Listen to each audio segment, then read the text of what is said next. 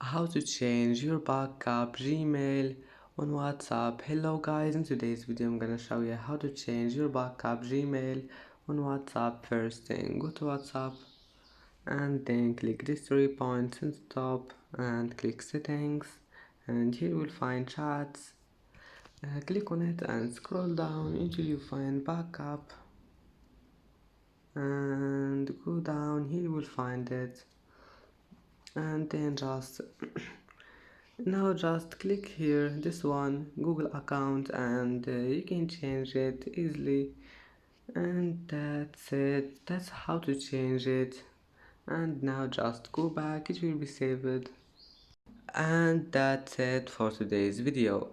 If you like this video, don't forget like and subscribe, and thank you for watching this video until the end. And now see you in the next video.